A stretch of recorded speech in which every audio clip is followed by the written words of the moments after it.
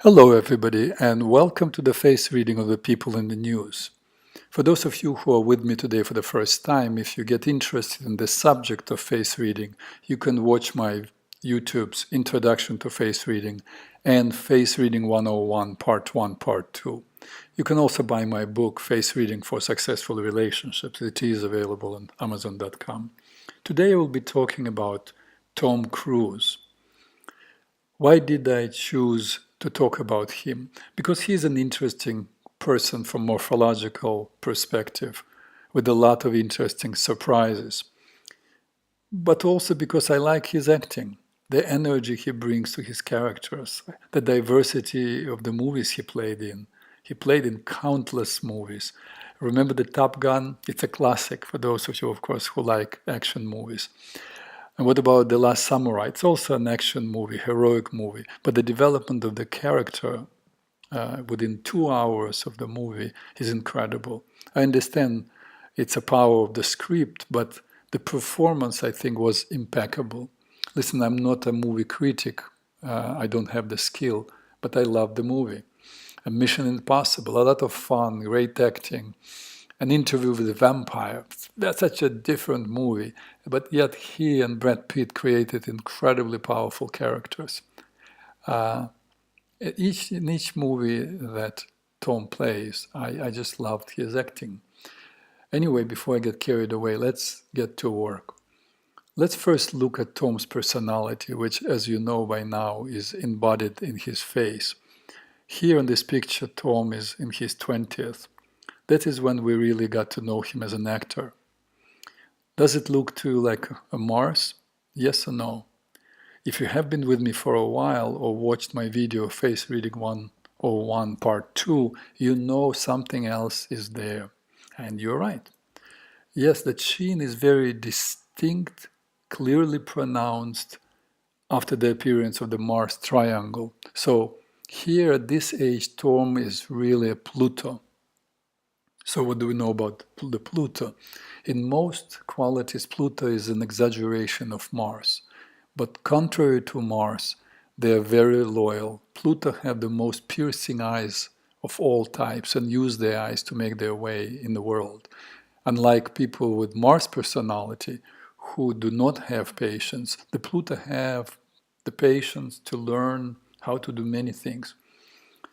With the rest of the qualities, they are pretty much like Mars. So what do we know about the Mars?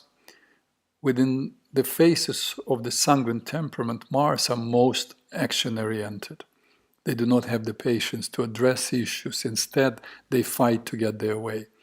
The Mars take risks and are accident-prone because they do not take time to assess the situation and have trouble foreseeing consequences. Particularly when young, they move from relationship to relationship. But keep in mind, at this age, on this picture, Tom is a Pluto who is loyal. But of all sanguine personalities, they have the shortest attention span and the shortest fuse. But now let's look at what happens some 25 or so years later. Tom Cruise here is no longer Pluto, right? He is Mars. You see that on the picture on the left, his chin is chiseled clearly as a Pluto chin. But on the picture on the right, he has a chin that we can disregard in our assessment because it's not pronounced enough to take into account. And we just look at the general shape of the face. Interesting. With age, all things go south, as you may know. So does the face. The muscles of the face move down. And someone who at younger age was a Venus or Saturn or even Mercury, you see aging, they gain some weight and become a Mars. If you know them intimately, you experience probably their personality change. But I think it's natural that with age, many people acquire some, not maybe all, but some qualities of Mars. please make a mental note or write it down for the future to remember. If a person lived as some personality slash face for 15, 20 years, even if they migrate to some other face personality, they retain most of qualities of the previous face and add some of the new one. So why it's natural that with age many people acquire Mars qualities? Because with age most people discover that it does not pay to put up with nonsense of creating stories, catering to others, appeasing others, making things appear nice, being politically correct.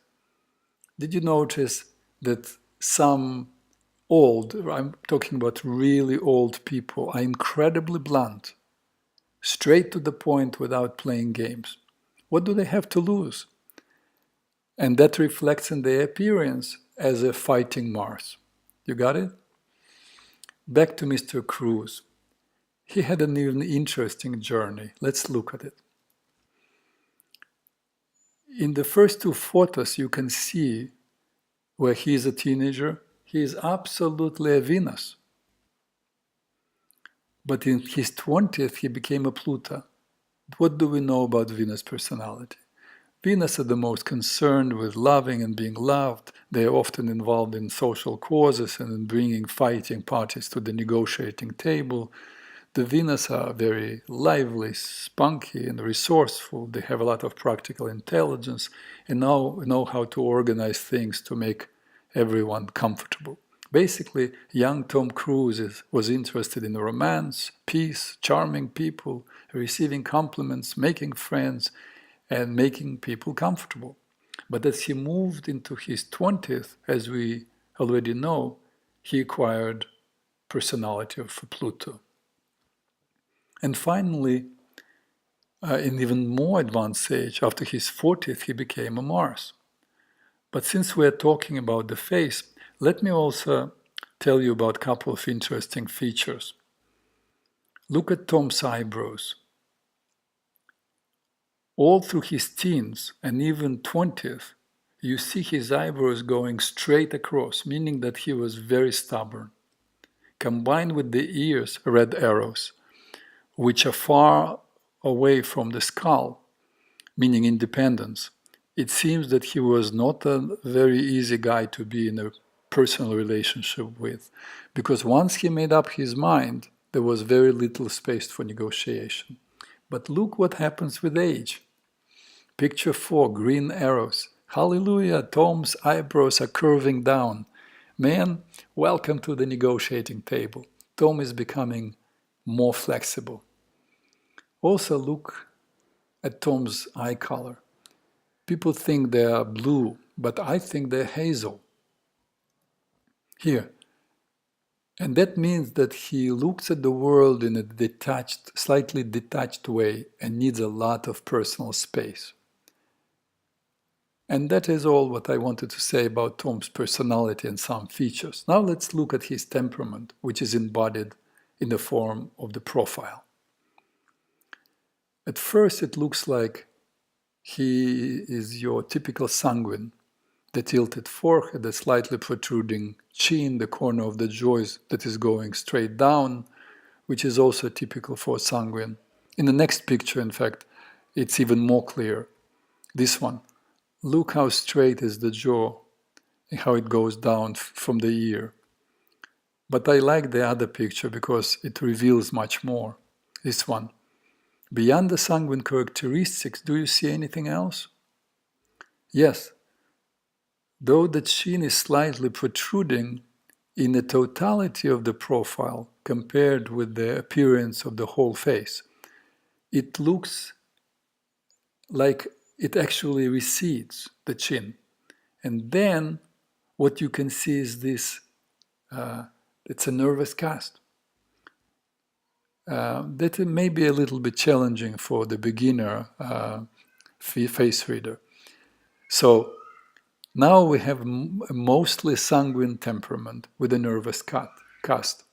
But wait, why did I say mostly sanguine? because of the chin. The chin, though protruding, is not really a sanguine chin. A sanguine chin is protruding much more, like that of Angelina Jolie, for example. Look, you can see the difference. Tom's chin is really a bilious chin. A lot, huh? Don't worry, I will pull it all together at the end. Just a few more interesting features.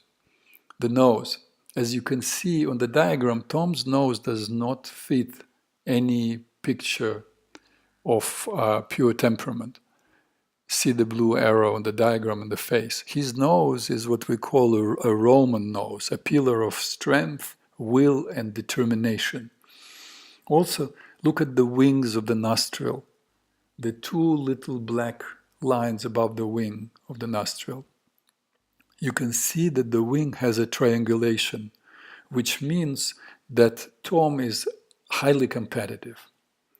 And look at the two yellow arrows, the space between the tragus and antitragus in the ear.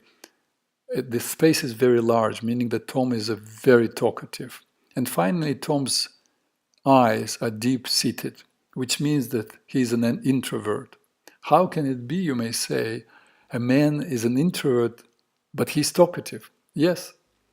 All it means that he does not mind talking and can do it well, but does not really share with what's deep inside. And if he does, it's with very few. So what do we have here after all? We have a man who is, as a sanguine, impulsive, impatient, spontaneous, generous, courageous, loves sports and entertainment, loves taking risks and having fun. Yet a one who is, though talkative, is very private and thoughtful, a man who is competitive and ready to keep pushing no matter what, the bilious chin, to get his way, but also a man who is vulnerable, sensitive, and very creative, that is the nervous cast. And finally, the man who came to the point in life where he's finally willing to compromise the curving eyebrows, after having insisted for years that his way was the only way. And one final thing, he is a man who, if needed, is still ready to put up a fight, the Mars personality, and tell you the truth in the face, no matter what the consequences are. And that is all I wanted to say about Tom Cruise. Thank you for being with me today. Peace to all who want to live in peace.